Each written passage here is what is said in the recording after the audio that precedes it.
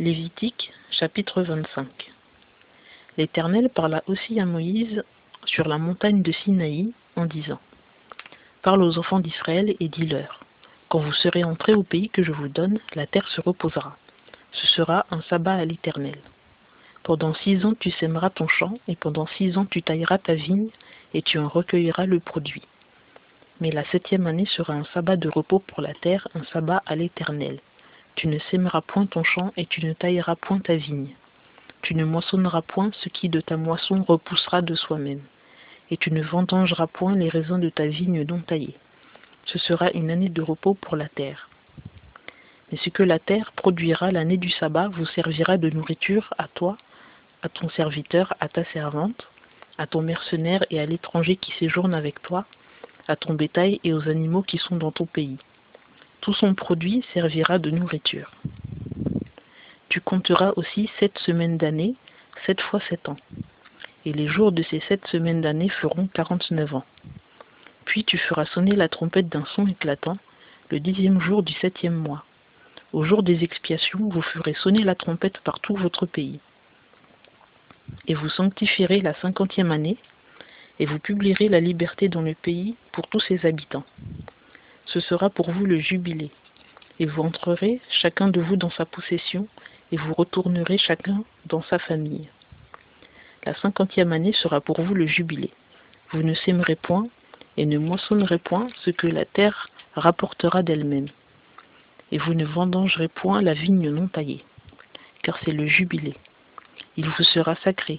Vous mangerez le produit des champs.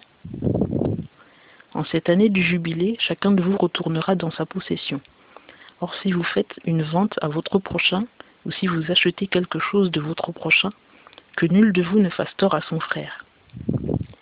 Tu achèteras de ton prochain d'après le nombre des années écoulées depuis le jubilé, et il te vendra d'après le nombre des années de rapport. Selon qu'il y aura plus d'années, tu augmenteras le prix, et selon qu'il y aura moins d'années, tu diminueras le prix, car c'est le nombre des récoltes qu'il te vend.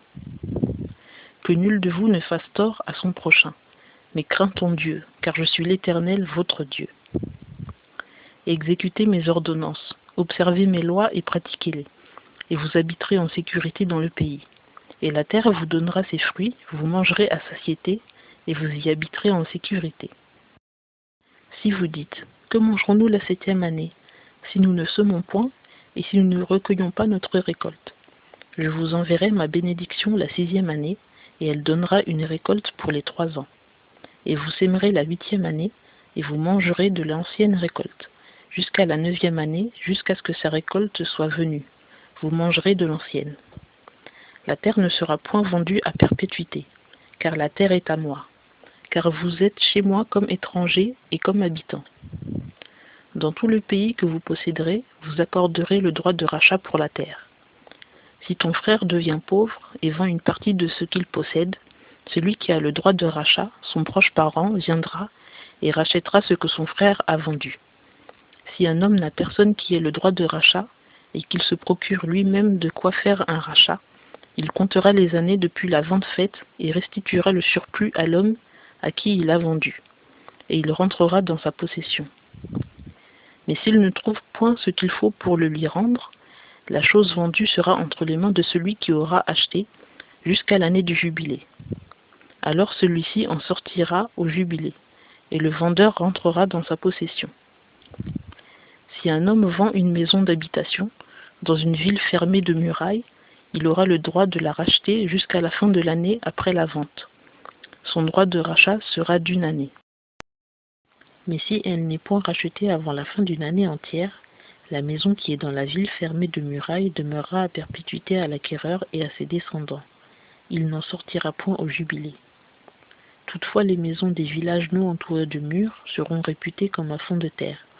Le vendeur pourra les racheter et l'acheteur sortira au jubilé.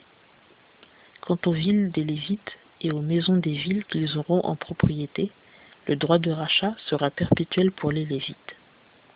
Et celui qui aura acheté des Lévites sortira au jubilé de la maison vendue et de la ville de sa possession, car les maisons des villes des Lévites sont leur possession parmi les enfants d'Israël. Les champs des faubourgs de leur ville ne seront point vendus, car c'est leur propriété perpétuelle. Si ton frère qui est près de toi devient pauvre et que sa main devienne tremblante, tu le soutiendras, étranger ou hôte, afin qu'il vive auprès de toi. Tu ne tireras de lui ni intérêt ni profit, mais tu craindras ton Dieu, et ton frère vivra auprès de toi. Tu ne lui donneras point ton argent à intérêt, et tu ne lui donneras point de tes vivres pour un profit. Je suis l'Éternel, votre Dieu, qui vous ai fait sortir du pays d'Égypte, pour vous donner le pays de Canaan, pour être votre Dieu. Si ton frère, qui est près de toi, devient pauvre et se vend à toi, tu ne te serviras point de lui pour un service d'esclave. Il sera chez toi comme un mercenaire, comme un hôte. Il servira chez toi jusqu'à l'année du jubilé. Alors il sortira de chez toi, lui et ses enfants avec lui. Il retournera dans sa famille et rentrera dans la possession de ses pères. Car ce sont mes serviteurs que j'ai fait sortir du pays d'Égypte. Ils ne seront point vendus comme on vend un esclave. Tu ne domineras point sur lui avec rigueur, mais tu craindras ton Dieu. Quant à ton esclave et à ta servante qui t'appartiendront, ils viendront des nations qui sont autour de vous. C'est d'elles que vous achèterez l'esclave et la servante. Vous pourrez aussi en acheter des enfants des étrangers qui séjourneront avec vous et de leurs familles qui seront parmi vous, qu'ils engendreront dans votre pays, et ils seront votre propriété. Vous les laisserez en héritage à vos enfants après vous, pour les posséder en propriété. Vous vous servirez d'eux à perpétuité. Mais quant à vos frères, les enfants d'Israël, nul de vous ne dominera avec rigueur sur son frère. Et lorsqu'un étranger ou un homme habitant chez toi deviendra riche, et que ton frère deviendra pauvre près de lui, et se vendra à l'étranger domicilié chez toi, ou à un rejeton de la famille de l'étranger, après s'être vendu, il y aura droit de rachat pour lui. Un de ses frères pourra le racheter, ou son oncle, ou le fils de son oncle pourra le racheter, ou l'un de ses proches parents de sa famille pourra le racheter, ou s'il en a les moyens, il se rachètera lui-même. Or, il comptera avec celui qui l'a acheté depuis l'année où il s'est vendu à lui, jusqu'à l'année du jubilé, et son prix de vente se comptera d'après le nombre des années. Il en sera avec lui comme des journées d'un mercenaire. S'il y a encore beaucoup d'années, il paiera son rachat à raison de ces années, en proportion du prix pour lequel il aura été acheté. Et s'il reste peu d'années jusqu'à l'an du jubilé, il comptera avec lui et restituera le prix de son achat à raison de ces années. Il sera avec lui comme un mercenaire à l'année, et son maître ne dominera point sur lui avec rigueur sous tes yeux. S'il n'est racheté d'aucune de ces manières, il sortira l'année du jubilé, lui et ses fils avec lui.